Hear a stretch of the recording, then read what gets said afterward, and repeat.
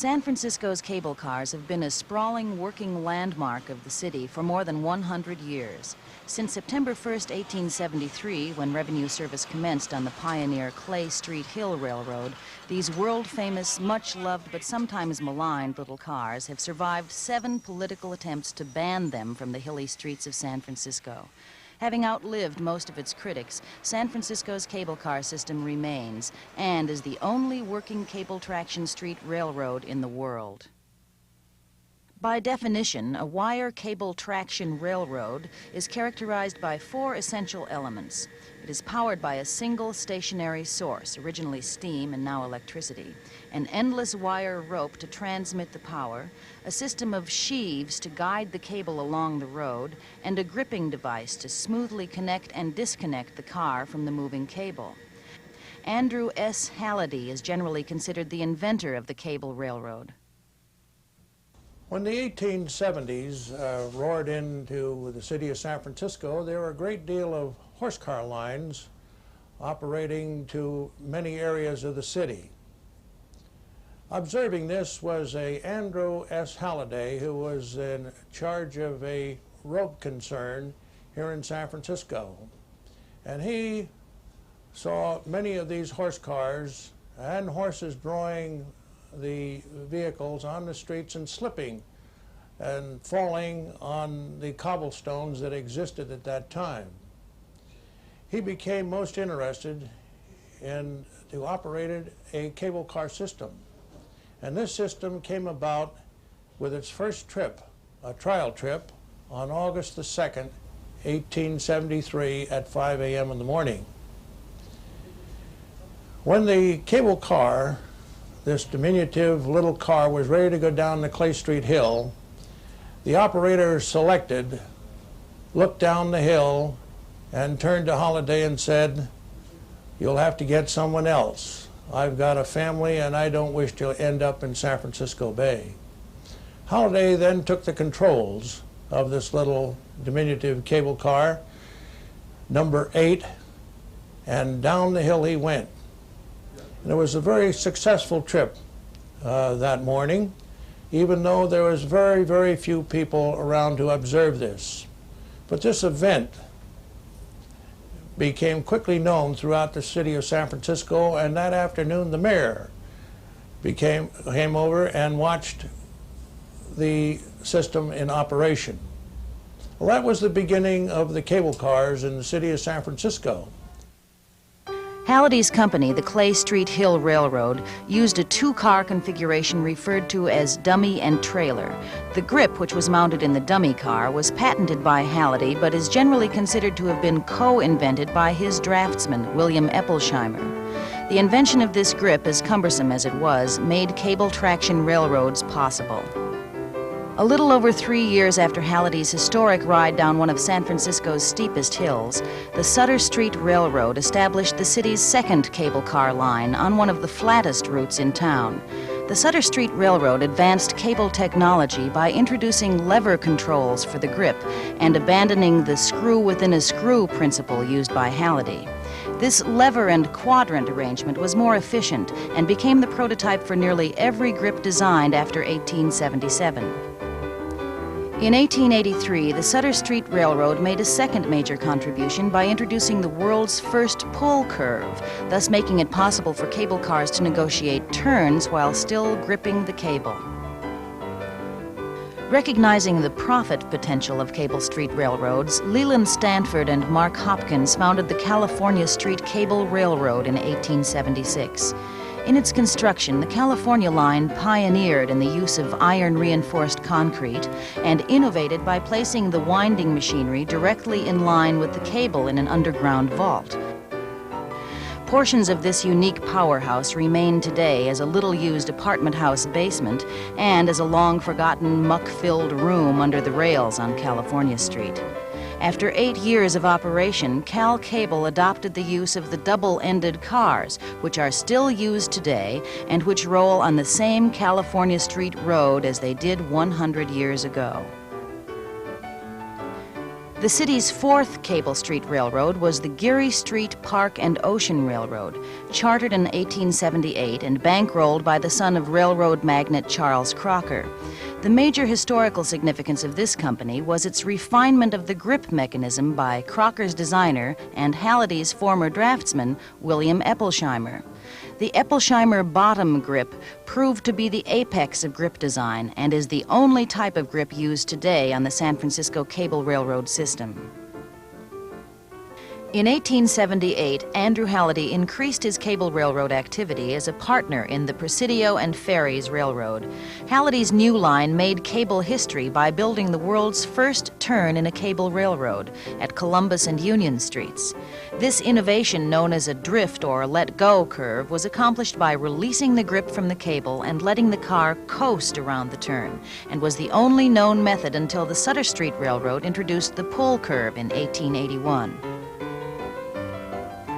In 1883, a company which had been operating a horse car line up and down Market Street since 1867 began operating its first cable line. It was known as the Southern Pacific Line because its major stockholders included railroad moguls Charles F. Crocker and Leland Stanford, but it was properly named the Market Street Railroad. The Market Street Railroad became the largest single cable traction company in the city, eventually consolidating the Omnibus Railroad and Cable Company, the Ferries and Cliff House Railway, and 2 horse car lines under its management. Passengers could travel the length of San Francisco's most important shopping district in 34 minutes. As you can see by this amazing film of a 1905 ride down Market Street, the road was shared with scampering pedestrians, erratic horseless carriages, and 8 other street railroad companies. When the horse car operators attempted to convert their lines to the revolutionary new electric traction technology, the Market Street Railway led the fight to frustrate the modern competition and succeeded for a time by applying the then accepted business maneuver of bribing the Board of Supervisors. Another consolidation took place in 1902 when an Eastern syndicate, calling itself the United Railroads of San Francisco, acquired the Market Street Railway, the Sutter Street Railway, and 2 electric streetcar lines.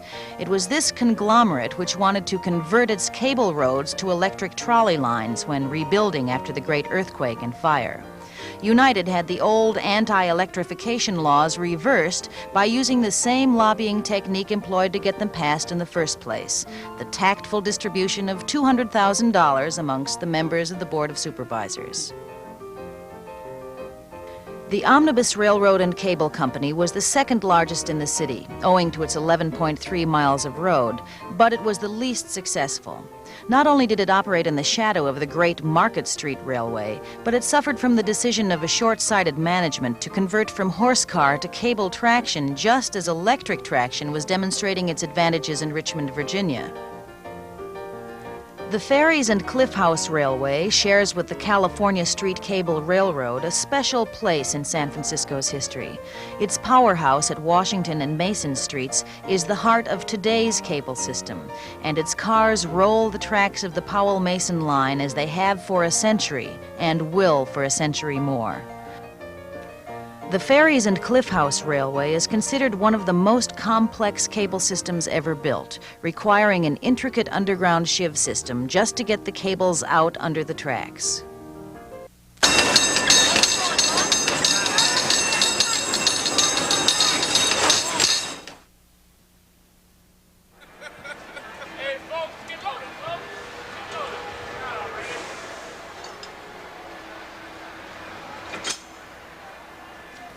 San Francisco's cable cars will approach the 21st century with a practical validity not common among historical landmarks.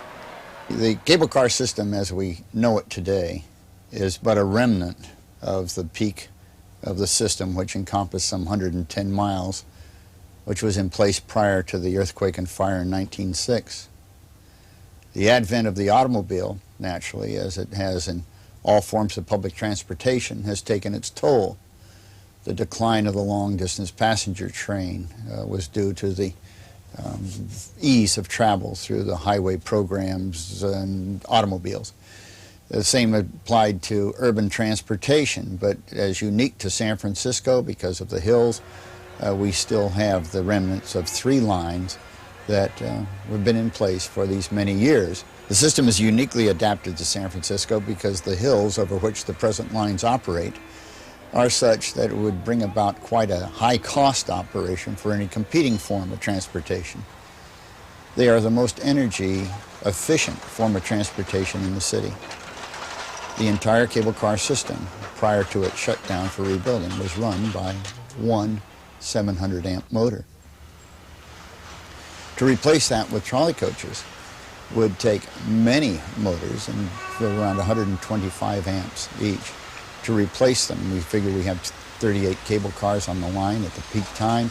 Take 38 trolley coaches to replace them, times the amperage rating of the motors, you can see that they would not be as energy efficient. Diesel buses would not be able to carry the load, and this was proven on Sacramento Street, where under private management, when the Sacramento Street line was abandoned in 1942, it was replaced with motor coaches. Time proved the fallacy of the motor coach operation in that particular instance, and what we have today is now an electrified line on Sacramento Street, a line that should have never been changed over from cable cars to begin with. Frida Klusman, veteran of 7 campaigns to save the cable cars, knows the real reason these 19th century artifacts will clatter and clank their way into Buck Rogers' time. I've always said that every city has its cable cars. I don't mean, of course, cable cars like ours. It might be an old church. It might be just a covered bridge. It might be just a little portion of an old part of the city. But this is the identification mark of that city. The cable cars are identified by San Francisco. It is identified by the cable cars. It's interesting how one thing sometimes takes over the heart of a city. These little cable cars have taken over the heart of San Francisco. We know because when they said they were going to take them away, Gumps put a small ad in Times Magazine, and they received over 400 letters, some of them 4 pages long, from people from all over the world, telling us, for heaven's sakes, don't do that to San Francisco. We appreciate those cars. We come for those cars. We won't come if if those cars are not there. The people of San Francisco have also brought in their voice, and they said the minute they learned that these cars were going to be destroyed, they rose in holy horror. They got our petitions within a few days practically. We had enough signatures almost to stop them from taking those cars away. The City Hall was nonplussed, didn't know what to do. They'd never had an uprising like this. As a matter of fact, in all of the history of the country, we tried to find some place, some city that had had an uprising, such as San Francisco had when they said they wanted to get rid of the cable cars. San Francisco is the one remaining city that has a cable car system.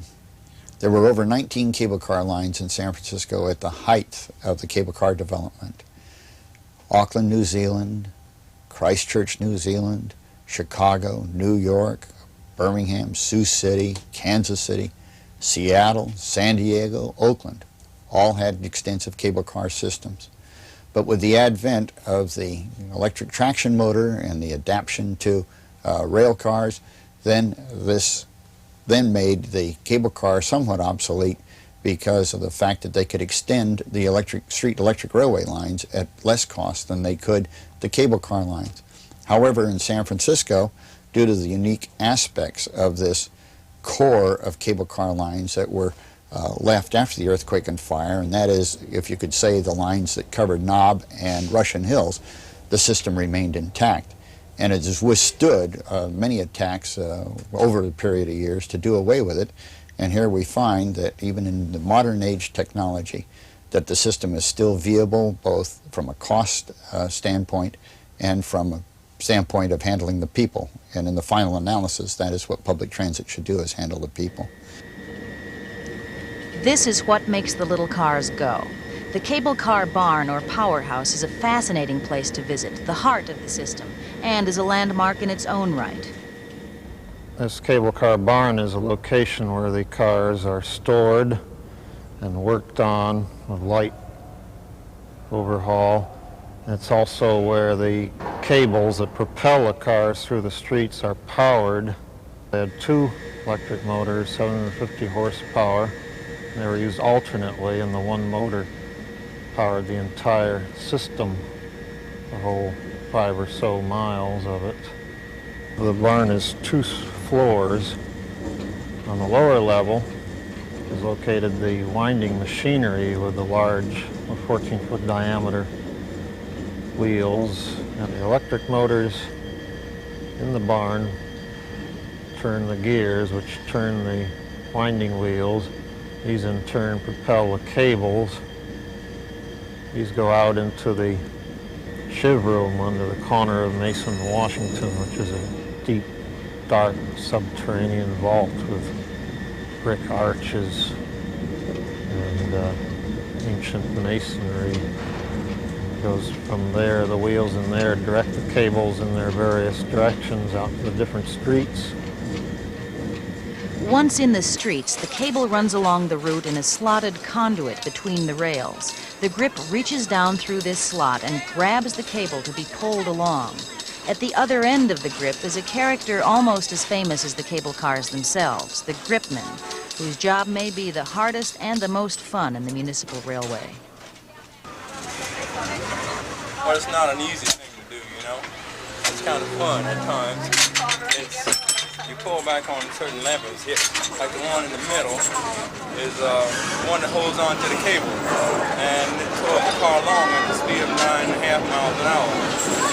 And not only does it pull the car along up the hill, it also holds the cars back going down the hill so that the car doesn't run away. Or if the car happens to go too fast sometimes, you pull back on the grip, you come back down to the level of 9.5 miles an hour.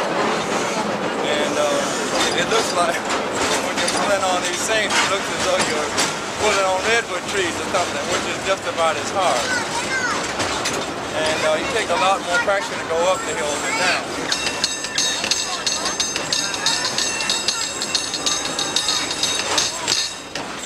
Sounds of the bells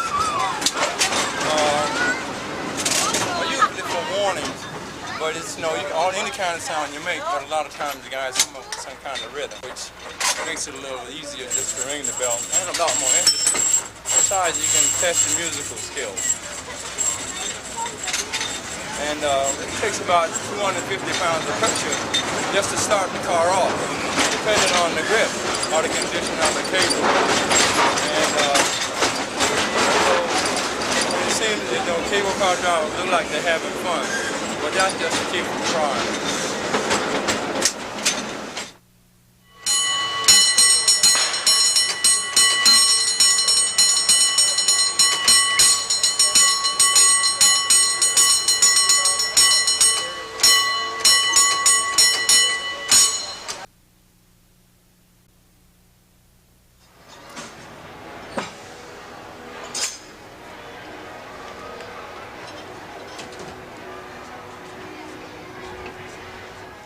As with most great legends, heroes, and landmarks, the saga and color of the cable cars is celebrated in song and prose. Throw her off at Powell Street. Let her go at Post. Watch her well at Geary and at Sutter when you coast. Easy at the powerhouse, have a care at Clay. Sacramento, Washington, Jackson, all the way. Drop your rope at Union. Never make a slip. The lever keeps you busy on the Hyde Street grip. Foot brake, wheel brake, slot brake, and gong. You better keep 'em busy or you'll soon be going wrong. Rush her on the crossings, catch her on the rise. Easy round the corners when that dust is in your eyes. And the bell will always stop you if you hit her up a clip. You're apt to earn your wages on the Hyde Street grip. Cable cars are worn and old. I don't see how they can hold a soul. But the people riding them are so close together that these old cars can stand any kind of weather. But my car, it is a hard car, and the best of any they made. Just to ride the cars only once you fall in love right away. You've got to find love. You've got to find love. I bet you find love on the cable cars to the wharf. Okay, end of the line. Fisherman's Wharf is straight ahead and 2 blocks to the right. So get off. Cable cars are not much you see. They're kind of beat up and raggedy, but they take you any place you wanna go. They take you to the wharf or to a downtown show, and they make all the money that a man could have hoped to save.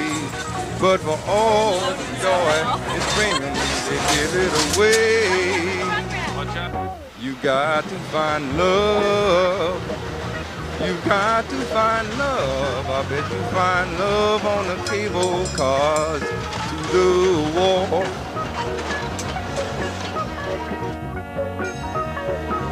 So don't forget, no matter where you are, go ride the San Francisco cable car. They're living, working, transportation history. The cars will catch your heart and curiosity. The tourists who come to visit will be thrilled and happy to say there's a San Francisco tradition that we rode on all day. You got to find love. You've got to find love. I bet you find love on the cable cars to the wharf. To the wharf. Fisherman's Wharf. Fisherman's Wharf. Okay, ladies, end of the line. Fisherman's Wharf is straight ahead and 2 blocks to the right. You got to get off now. All right, here's that song I promised you. It's called Save the Cable Cars. It goes like this.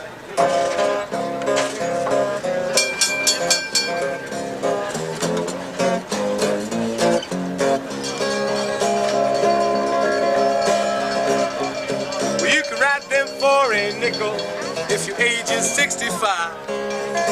You can ride for nothing if you're under 5. If you're 17 or under, you only pay a dime.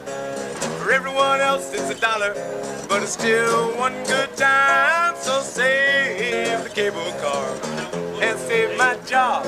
I'll never be the gambling man, and I won't rob. I'll be standing on that corner singing songs for you. Save the cable cars and save me too. When all those diesel buses burn out on the hill, but the San Francisco cable cars can't pay the bill.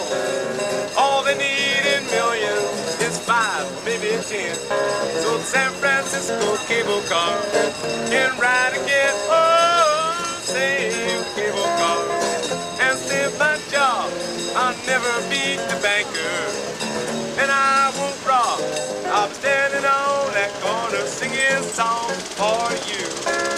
Save the cable cars and save me too.